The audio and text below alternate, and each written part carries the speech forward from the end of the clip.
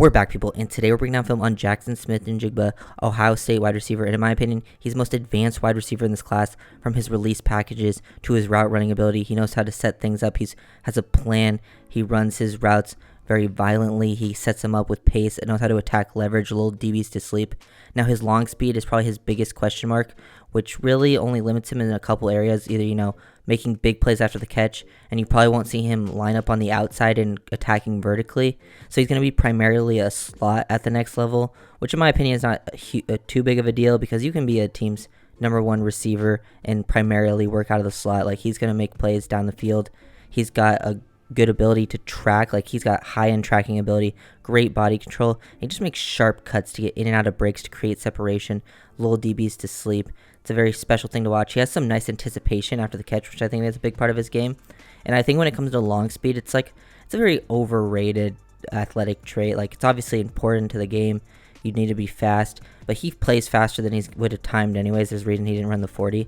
But I think when it comes to, athleticism, I'd rather see a guy with elite agility, change of direction, hip fluidity, ankle flexion like Jaxon Smith-Njigba. I think this first play right here does a really good job of showing off JSN's strengths and weaknesses. He gets the late press look, and he's able to just react so quickly with that release. And then you see him run the route, get open, show the anticipation after the catch, and then gets caught at the end because he doesn't have the greatest long speed. But I mean, I would take a receiver that's able to get me in this situation to get, 50, 60 yards than the receiver who has the possibility of scoring on that play, but isn't ever, going to get that open and create himself like that. But just look at JSN. He gets the late press. He recognizes it and then works the split release, gives this little shake to the outside. He's so sudden right here. Sets this up, gives himself this two-way go off the split, stab to the outside. Number 5 completely misses his jab with his inside hand. And he has this free release now to the inside, and he sinks those hips to get out on the curl, which is very important. Be able to just accelerate and instantly decelerate like this. You can see the lower body flexion in his game pretty much on all his routes. He's able to instantly stop on a dime, catches this ball, and instantly feels this corner back to his inside. So he turns to the outside, anticipates, and then works back over the safety. He's able to see everything. Great field vision. A lot of receivers aren't going to put themselves in this position, and then he gets caught because he lacks that long speed, which is something to, know about JSN, but he's still going to be a first-round pick. To me, he's a top 2 receiver in this draft class. He just understands how to set up these routes, makes a lot of the routes look the same, too, because he works release package. And if you're going to be limited to the slot, I think it's important, we can see him beat some press off the line like he just did right there. Here we got JSN working the slot fade. I think he can still make a threat on a vertical plane at the next level, but it's going to be more in the slot, like on the outside, facing #1 corners. I think it's more difficult for guys with the lack of long speed to make that vertical threat, but getting him on like slot fades, I think he can make an impact here. He looks how he sets this up. I mean, this is for the Utah game. Like, he had like 330 yards, something like that, receiving in this game. He lulls the DB to sleep, gives this nice like slow pace off the line, and then gives this high step right here, like this hezzy skip, like he's going to break to the inside, and then re-accelerates after he eats up enough cushion. Like, he knows how to set up these routes, and then beautiful over the head tracking right there and situational field awareness to get 2 feet in bounds. Like, this is special. Like, that tracking, this is a very difficult catch. Like, this is elite tracking, as good as it gets. One gets that 2nd foot inbounds as well. He's just a very high level player. Football IQ. There's a reason Garrett Wilson said that he's better than both him and Chris Olave. Like, he has just such a good head on his shoulders, understands the game very well, knows how to work it from pretty much every aspect, all 3 levels, working from release to route running to finishing at the catch point. He's just super, super advanced. Last play, we saw JSN lull the DB to sleep. This time he wastes no time getting into his routes. He loves to mix up the pace, just accelerate, get into his route instantly, avoids the reroute in the zone from the underneath defender, and then you see the anticipation to really create after the catch. Like, this is how you make up for lack of long speed. First of all, he accelerates off the line. You can see the acceleration. He gives this inside nod, moving this hook defender right here where he wants him to, and then re-stems vertically, avoids the reroute, dips his shoulder, and then once he's worked past him, he bends this over to the inside, finds the open zone, catches this, and as soon as he catches it, he's already changing up his direction. He's anticipating where this DB is going to be his angle, and to change up right as you catch the ball, like where you're going in the direction, is very, very impressive, hard to do. And he's just able to make this guy miss very easily, and that's how you make up for that lack of long speed to make some big plays after the catch. JSN in the slot again. We'll watch this at full speed. Another example of him working vertically, another slot fade.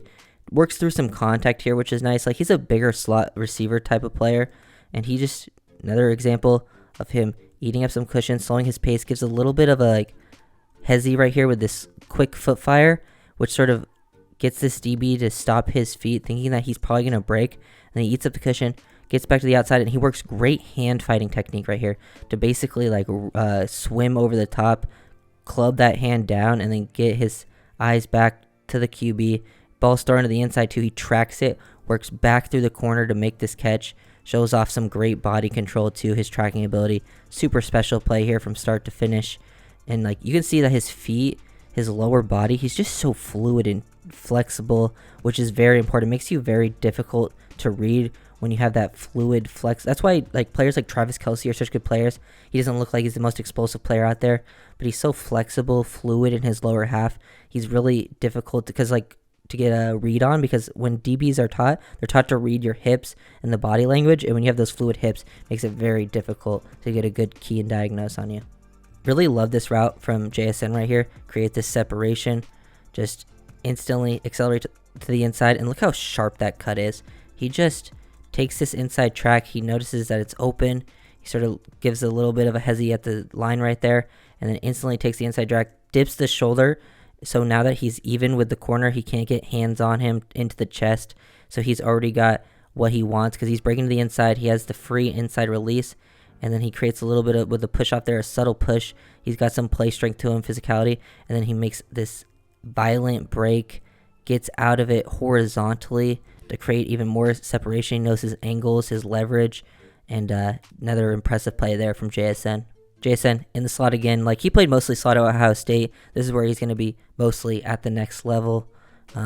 Just like how he sets this up, manipulating the DB that's deep, because you might think number 4, he's going to have to beat him. He's matching up, but he's manipulating both the safety, and he thinks number 4 is also going to be covering him, taking away his inside leverage. So he gives this hard inside stab. Number 4 comes off of him now that he thinks he can pass it off to this safety, and he makes this safety open up his hips, makes it look like he's going to break, and he just gets this free opening back to the outside. Even, tries to get some yards after the catch, showing off some play strength, some contact balance to sort of, work through this these tackles right here. He's got like some nice yards after catch ability just for a guy who's not the fastest, which people will freak out about that he didn't run his 40 time. But you can look like off the line here, he has some high step frequency. He can accelerate. It's just once he's gotten, running for like 30 yards, you can see guys catching up to him.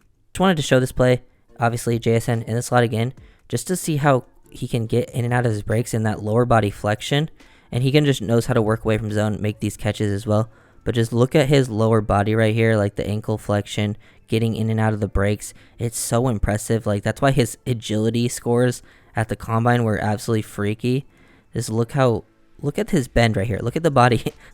Like, most people in this position are just going to fall over, but he's got such good flexion. Like, his body control is insane because he doesn't even slip in this position. At least receivers are going to slip. Like, look at Garrett Wilson. This is Garrett Wilson at the bottom of the screen running the exact same route, and he doesn't get that low body flexion like even JSN does. And Garrett Wilson is a freak when it comes, changing direction. So yeah, just wanted to show that, to show off that type of ability that he has. That's why I'm not worried about his athleticism. I think he's actually a great athlete. Just the long speed is lacking. Here we get to see JSN actually working on the outside, single receiver to this side and working vertically. He sees this DB come up onto him late, so he just accelerates off the line instantly. Doesn't even waste his time, just speed releases, and the DB is not ready for it. Obviously, you get to see some great tracking. The long speed is lacking, but it's the acceleration off the ball. The first few steps, he gets off the line very quickly, is able to eat up that cushion. Number 2 has no idea. I actually believe this corner right here, this corner got abused in this game. I'm pretty sure he actually played a lot of running back for Utah.